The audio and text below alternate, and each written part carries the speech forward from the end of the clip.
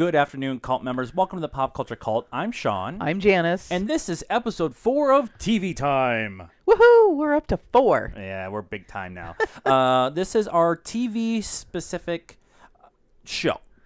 Right. And we talk about TV stuff, and we do some episode reviews and stuff like that. What we ask from you guys is that we do several different things on this channel. TV Time, the big show where we talk about movies and cons and stuff like that. We do movie reviews, trailer reactions, all that kind of stuff.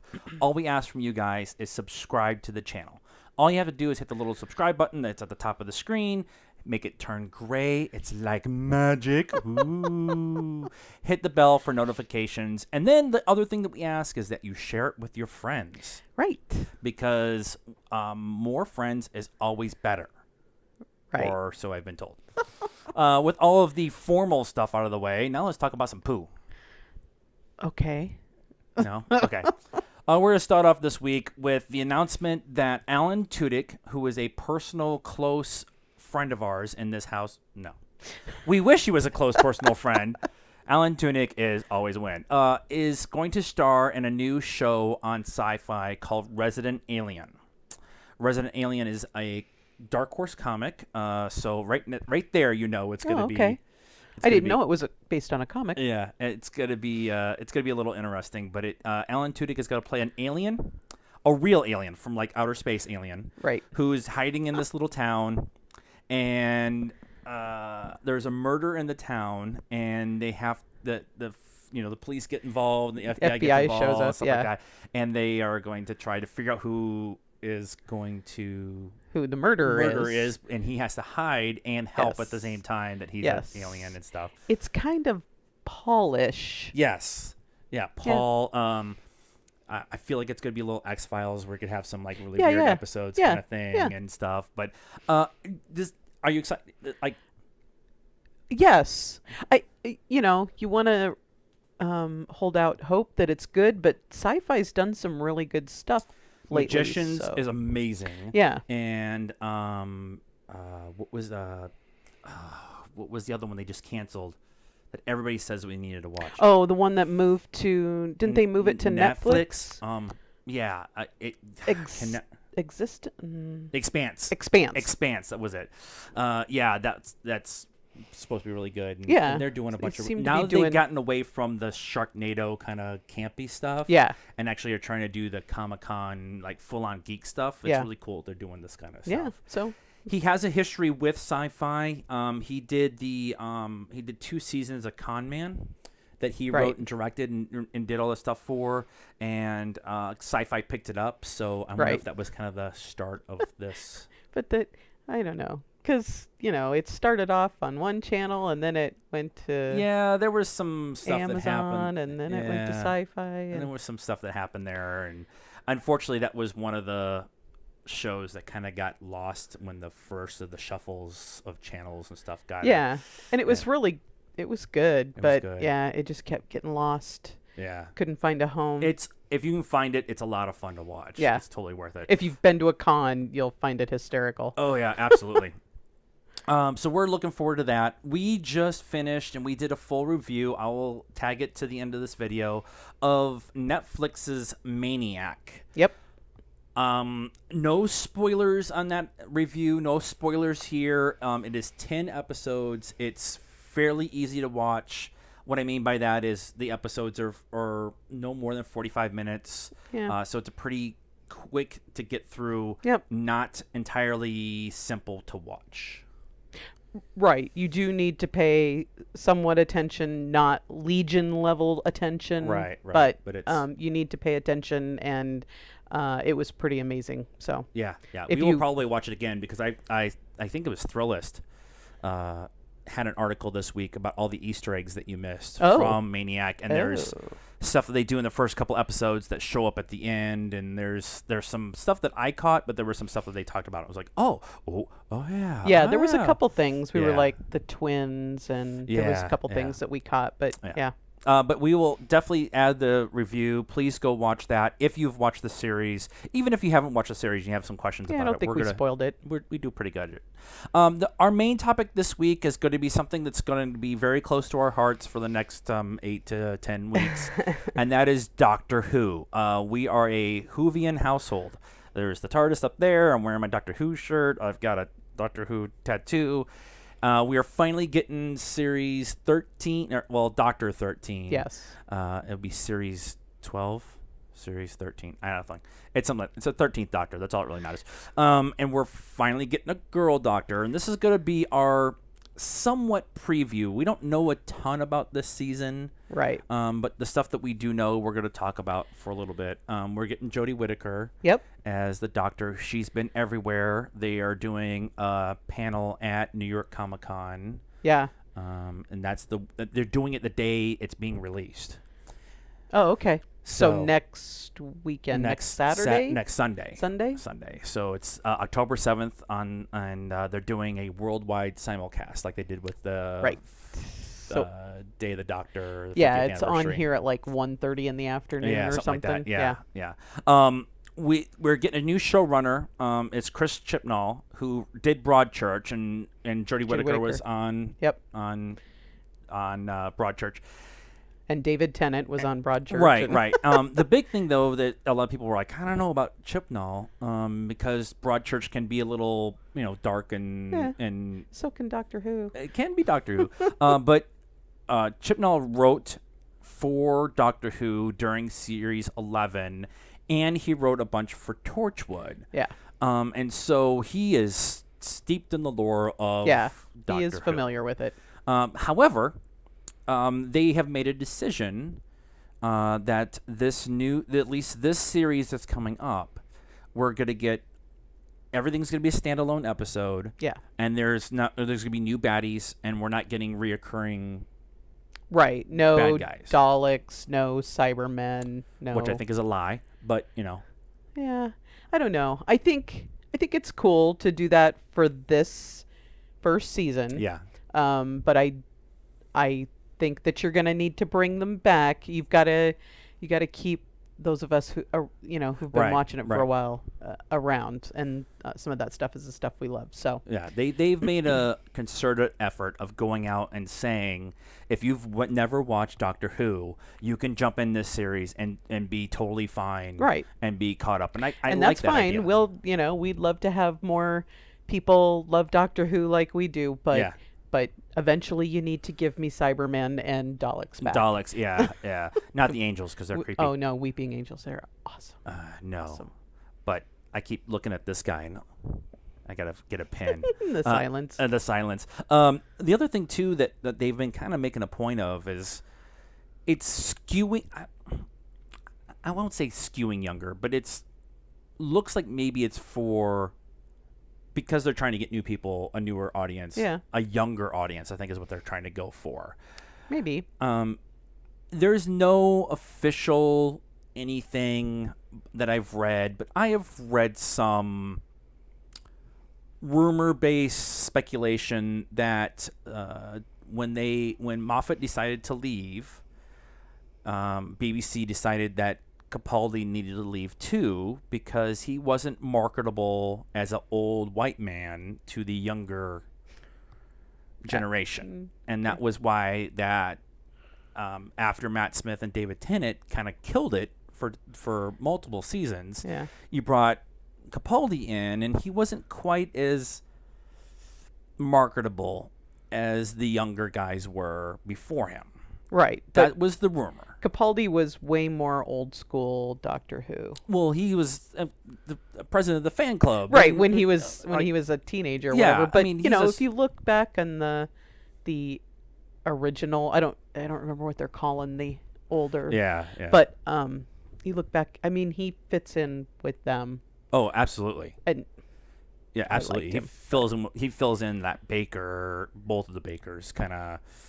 Time period and stuff. And he rode in on a tank playing an electric guitar. Yeah, with sonic glasses, which I think is just amazing. Capaldi, Eccleston's my first Doctor. Tom Baker's your first Doctor. Yes. I still think Capaldi might be my favorite right now. All right. I go back and forth between the 4 modern Doctors. It just depends on what BBC America has been running all of the Doctor Who's, and they've been running them in some weird order that we think is popularity. They started with 9, and then they did 13 or 12. They did the second season of 12, and then they did the second season with 10. It's like all out of order. No, but they're doing them in 9, 12, 10, 11. Yeah. I think what they'll end up doing is doing the last season of 12 just before the first episode. We get the regeneration. Right. Yeah, so you should get the regeneration right before. But we're super excited for Doctor Who. Now, we asked one thing while you are all here. If you are in the UK, we will be in York on the 21st, and we're looking for a place to watch the show with people. So if it's a pub or something that's within close distance of the Jorvik area, we will be in that general area. So please let us know.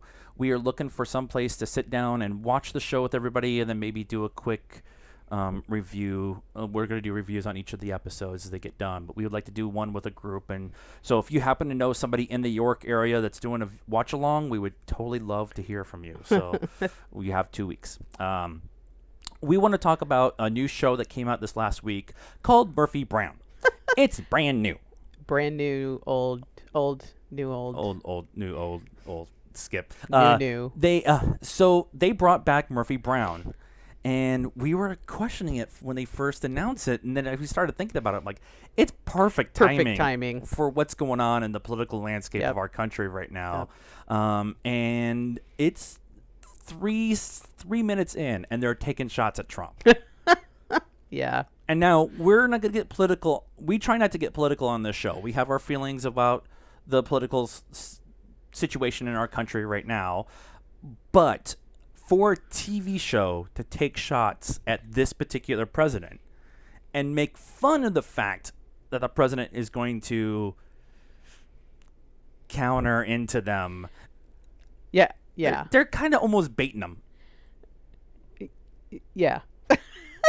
I mean, she did it on the first Murphy Brown, the original Murphy Brown, with Dan Quayle and his spelling of Potato. I was trying to remember if it was potato or tomato, but he tried to put an E on the end. So it makes sense that they would go after, somebody in politics. But yeah, they didn't pull any punches immediately. I love the social media commentary that they were having. Yeah. Because it's all the original cast that's back, and they made a point of talking about having social media and that. And Murphy has a flip phone. She doesn't have any kind of social media account. Old people not understanding social media, and she kind of gets, says something on Twitter, which starts a outrage by Trump, and they go back Twitter and forth. And that was kind of fun. And just shots. But, they did a 12-minute opening before the first commercial, and they had Murphy Brown's interview candidate for secretary, and it was Hillary Clinton. And Hillary with one L. Hillary with one L. It's a completely different person. She, for not being an actress, she did actually a really good job. She did a good job, yeah. It was obviously written easy for her, but they took some shots at having emails, and I was the secretary of... Do you know how to do email? And she's like, I know how to do email. This show I'm really happy with. And the cast, it's a 30-minute episode, like the original, so it's really easy to watch. I don't know if it's appointment watching for us, but we'll save them up, and I'll send them down, and we'll sit down and watch like 6 or 8 of them in a night or whatever. Yeah, the only thing, they used to do some pretty timely stuff. Right. So, I I don't know if they filmed them all ahead of time or if they're doing them week to week. I don't know, but if they're doing them week to week, there could potentially, if something happens, they could be pretty reference it. Pretty close. Yeah. It's not quite Saturday Night Live being able to do the stuff that happened that week and writing it in. Saturday Night Live doing the Kavanaugh testimony, hearings, whatever. Less than 24 hours after it happened, and getting spoilers, Matt Damon to do Kavanaugh was pretty impressive. That's impressive television, like being able to pull that kind of thing off and stuff. And I'm just hoping that Murphy Brown is able to keep with the currentness of everything, but also have some of the stuff about being older and being older in the public eye and that kind of thing. I think I think eventually, because her son has a competing show on the Wolf Network, which I could not stop laughing at. Network. And they're on the same time slot. So the younger demographic versus the older demographic. I think that's kind of could be a lot of fun. I felt old because I remember the episode when Murphy gave birth to this now 28-year-old man. This week's pop choice of the week is going to be, now we do once a week, we pick a show that we think that you need to watch. And this week it's going to be Snatch. Now the problem with Snatch is that it's on the Sony Crackle network. Yeah.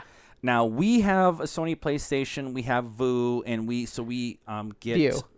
Is it View or Vue? It's View. I've heard it both ways. I know, I have too, but it's View. It's View. It's their cable programming, whatever. But we get Crackle, and we are able to. Crackle's got a whole bunch of really cool stuff.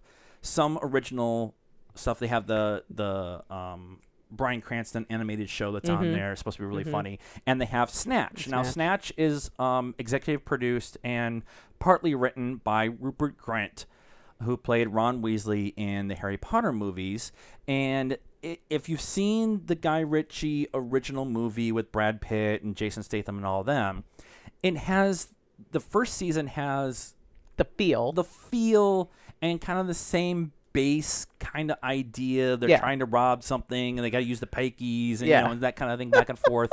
It was 10 episodes, 12 episodes. It might have been 12. But it's English.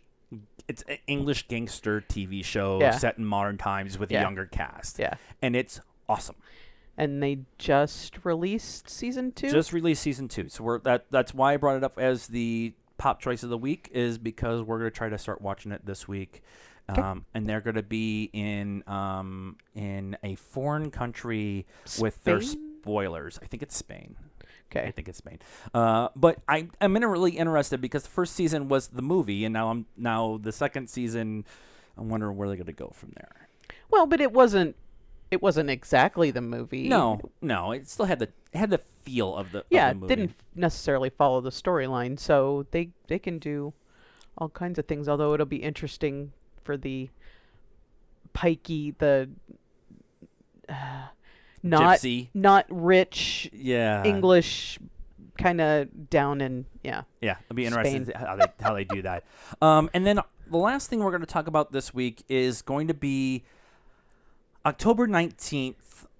Netflix is dropping 2 series, and now there's going to be a long discussion on which one we watch first. Right. The first one is Daredevil Season 3. Now, Daredevil has been dropping all kinds of cool posters and art and these like 45 to 60-second trailers, a lot of it with Fisk in it.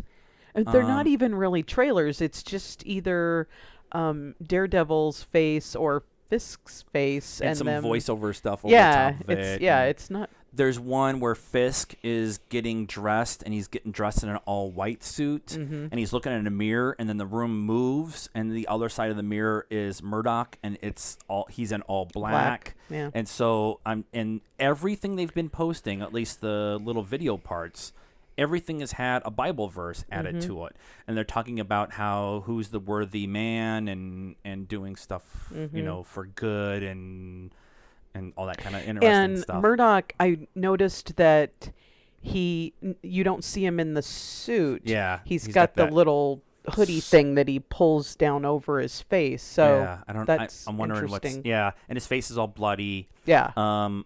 I loved the first 2 seasons of Daredevil. Yeah. It's probably my favorite overall Netflix Marvel stuff. I really enjoyed a Punisher. First season of Punisher is amazing television. Period.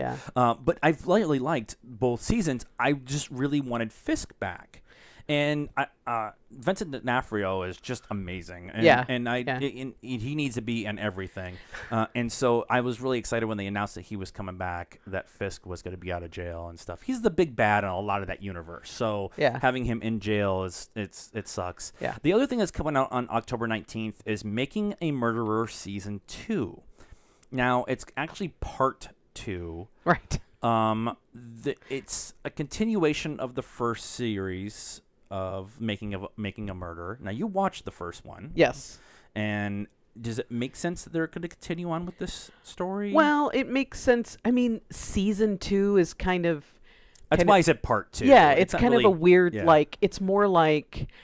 It's almost like, where are they now, right? Because so much stuff happened after that first season came out, and it became public knowledge kind of what happened, right? And so there's stuff that's happened with Avery, who's the main guy that was accused of murder, and then his nephew. Yeah. That's what the note says now. And kind of what happened with him. So, and what happened after the fact with him. So, I mean, it makes sense that they do like a where are they now? They did that with the 3 guys that were the high school kids that they were younger than that. That were accused of murder, and they did a follow-up one. God, what was that called? It was like a full-on documentary, like trilogy of movies. Like, it was all like what happened with them, and then the whole trial, and then them going back and everything. So it's kind of I mean, I guess it makes sense. I'm sure there's people that want to know what's going on. Well, as big as the first Making a Murderer was, right? They had to do something, even if it was just one 1 hour long episode or whatever. Yeah. No word on how many episodes it's going to be, but I'm expecting that 8 to 10 kind of window kind of thing. Just depends on how much stuff they came up with. Exactly. And the other thing too is that we talked about this in the past. Netflix is kind of throwing a lot of stuff at the wall. Well, these 2 are examples of stuff that hit, and now they're going to come back and do. I know they're talking about they're going to do another season of Reign. Okay. And so there's that kind of concept of that stuff. And so if you have Netflix, let us know which series you're going to watch first. I'm pretty sure we're going to watch Daredevil first. Probably. Because, it's Daredevil. So what do you guys think of this week's episode of TV Time? Are you excited about everything that's coming out on Netflix? Are you excited about Doctor Who? If you're excited about Doctor Who and you know somebody that lives in the York area, let us come and watch with them. Let us know. And are you interested in this sci-fi series, Resident Alien with Alan Tudyk? Let us know. Leave us a comment. Like this video. Like I said earlier, subscribe to the channel. Hit the bell to get notifications, and also share with your friends because, well, more friends means more subscribers, and more subscribers means more views, and that helps us out all the way around. Get a hold of us on our social media network, too. We're at PopCultureCult on Facebook, at Pop_Cult1 on Twitter, and PopCultureCult1 on Instagram. I did them out of order and still did it right. Yay, you. More cocktails. Happy #Cold Beer Sunday. And until next time, good afternoon now.